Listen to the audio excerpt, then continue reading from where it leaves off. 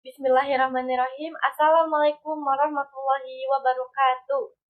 Segala puji bagi Allah Subhanahu wa taala yang telah memberikan kita kesehatan, waktu luang dan hidayah sehingga kita dapat berkumpul pada kesempatan ini. Salawat serta salam kita haturkan kepada junjungan kita Nabi Muhammad Shallallahu alaihi wasallam, kepada keluarganya, sahabatnya dan seluruh umatnya hingga akhir zaman. Semoga kita semua senantiasa berada dalam lindungan dan rahmat Allah Subhanahu wa taala. Amin. Alhamdulillah, pada kesempatan kali ini, izinkan saya menyampaikan ceramah singkat tentang senantiasa mengingat Allah Subhanahu wa taala. Saya ucapkan terima kasih kepada Bapak Agus Nohandi selaku penguji dan teman-teman semuanya. Dalam Al-Qur'an, Allah Subhanahu wa taala berfirman dalam Quran surat Al-A'raf ayat 28 yang berbunyi, Allazina amanu wa tahma'u qulubuhum bidzikrillah ala bidzikrillahi tahma'inul qulub. Yang artinya, orang-orang yang beriman dan hati mereka menjadi tentram dengan mengingat Allah, ingatlah hanya dengan mengingat Allah hati kita tentram. Ayat ini mengingatkan kita bahwa di tengah segala kesulitan dan kebahagiaan yang kita alami, hati kita hanya akan menemukan ketenangan yang hakiki dengan senantiasa mengingat Allah Subhanahu wa taala. Mengingat Allah dan atau berzikir bukan hanya sekedar ritual ibadah. Ini adalah kebutuhan rohani kita sebagai hamba yang selalu membutuhkan Allah dalam setiap aspek kehidupan.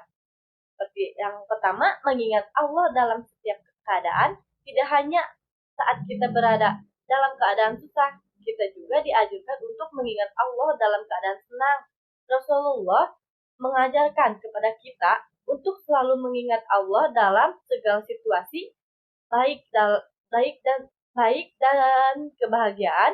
Kita cenderung lupa kepada Allah. Namun, jika kita membiasakan diri untuk berzikir di segala kondisi, maka hati kita akan selalu terhubung dengan Allah Subhanahu wa taala dan kita akan lebih mudah bersyukur serta bersabar.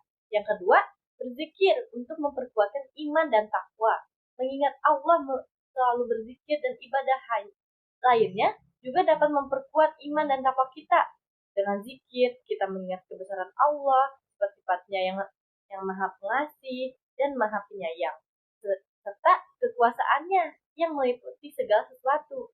Hal ini akan membuat kita lebih sadar akan kehadiran Allah dalam hidup kita dan membantu kita untuk lebih taat dan takut kepadanya.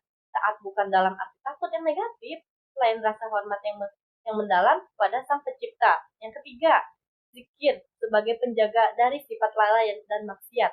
Seringkali nih, kita merasa kosong, bingung, atau bahkan terdorong melakukan hal-hal yang melanggar aturannya.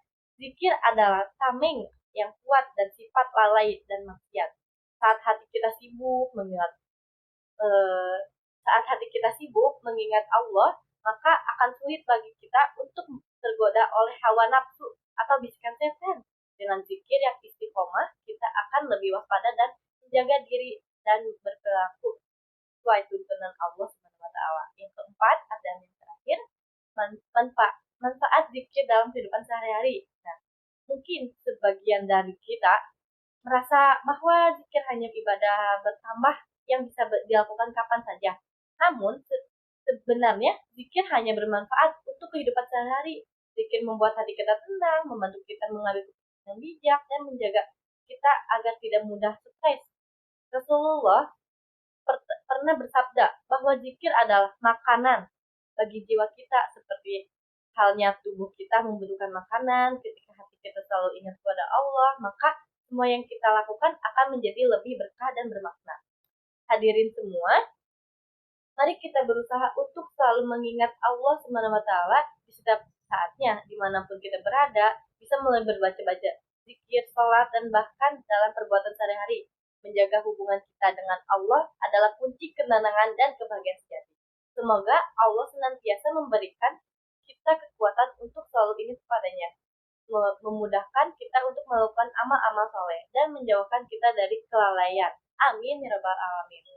Sekian dari saya.